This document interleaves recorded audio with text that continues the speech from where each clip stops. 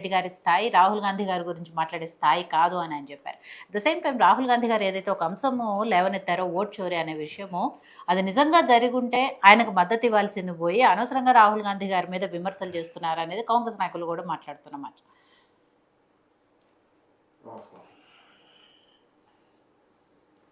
బాబుల్ గారు వినబడుతుందా? మీ వాయిస్ కోటేశ్వర గారు మీకు కూడా రావట్లేదా నా వాయిస్? బాబుల్ గారు మీ వాయిస్ మ్యూట్లో ఉన్నట్టుంది. బాబుల్ గారు ఒకసారి చెక్ చేసుకోండి. బాబుల్ గారు, మీరు జగన్మోహన్ రెడ్డి గారు రాహుల్ గాంధీ గారి మీద చేసిన ఆరోపణలో లేకపోతే కొన్ని కామెంట్స్కి మాణిక్యం ఠాకూర్ గారు తను కౌంటర్ ఇచ్చారు. జగన్మోహన్ రెడ్డి గారి స్థాయి రాహుల్ గాంధీ గారి గురించి మాట్లాడే స్థాయి కాదు. At the same time Rahul Gandhi గారు ఒక మంచి అంశం లేవనెత్తారు. ఏదైతే అన్యాయం జరుగుతుందో, ఓట్ చోరీ అనే విషయం జరుగుతుందో దాని గురించి నిజంగా వాస్తవాలు ఉంటే ఆయనకు మద్దతు ఇవ్వాల్సింది, సపోర్ట్ చేయాల్సింది పోయి అనవసరమైన కామెంట్స్ రాహుల్ గాంధీ గారి మీద చేస్తున్నారు అని. స్థాయి అనే దానికి నాకు నరేంద్ర మోడీ గారిని విమర్శించే స్థాయి నాకు ఉందా? ఇప్పుడు ఇక్కడ కూర్చున్న వాళ్ళందరూ కూడా మనం ఆ పెద్ద పెద్ద వాళ్ళ గురించి మాట్లాడుకుంటున్నాం. వాళ్ళందరి గురించి మనం మాట్లాడే స్థాయి అంటే ఏంటి దానికి అర్థం?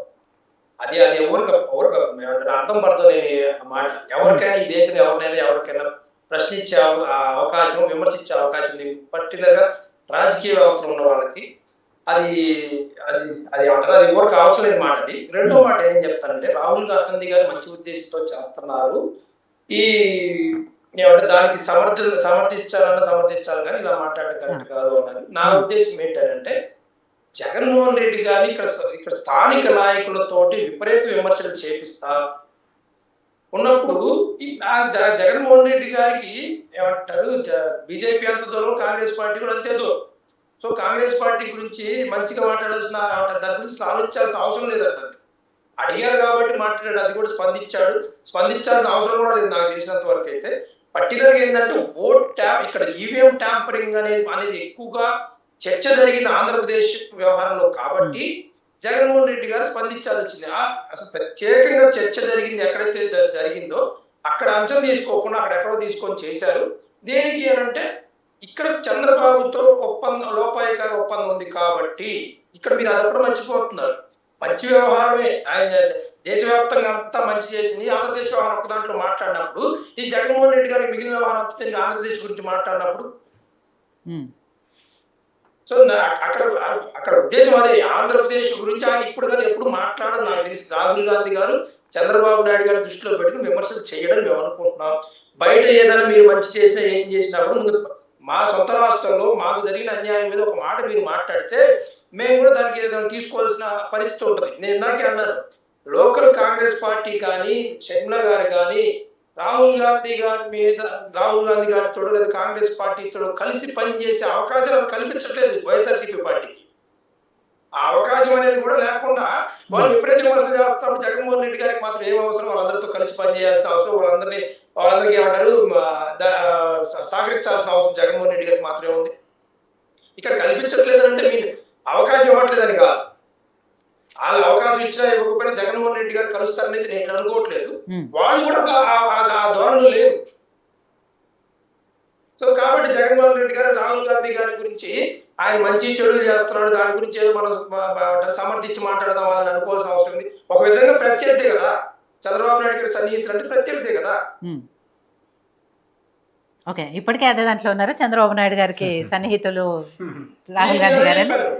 ఈ లోకల్ ఈ ఎలక్షన్ ఇప్పుడు నిన్న ఎలక్షన్ జరిగింది. నేను నాకు మన నాగేష్ గారికి ఒక మంచి పాయింట్ చెప్పాను. ఏం చెప్పానంటే రాహుల్ గాంధీ గారి ప్రెస్ మీట్ కి ఒక మంచి ఆయుధం దొరికింది. పులివెందుల ఎలక్షన్ ఒక మంచి ఆయుధం, ఒక మంచి ఒంటి పెట్ట కానీ పులివెందుల ఎలక్షన్స్ కానీ ఆయన ప్రెస్ మీట్ పెట్టి మా ఆయుధం 1 వీక్ అలా అవుతుంది కదా. ఈ 1 వీక్ లో ఇంత మంచి ఆయుధం దొరికింది, దీన్ని ఉపయోగించుకోవచ్చు ఇప్పుడు కాంగ్రెస్ పార్టీ. మరి ఆ దిశగా చేసిద్దా?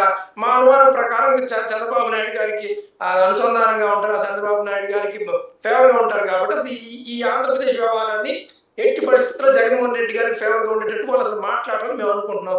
మాట్లాడితే మంచిది, చూద్దాం అది కూడా. రైట్.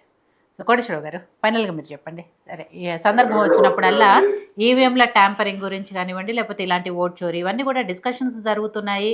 ఎవరు గెలిస్తే వాళ్ళు ఏం మాట్లాడట్లేదు, కానీ ఓడిపోయిన వాళ్ళు మాత్రం ఇలాంటి ఆరోపణలు చేస్తూ వస్తున్నాయి. ఎప్పటి నుంచో చూస్తూనే వస్తున్నాయి. కానీ దీనికి పరిష్కారం మాత్రం ఎవరూ ఆలోచించట్లేదు.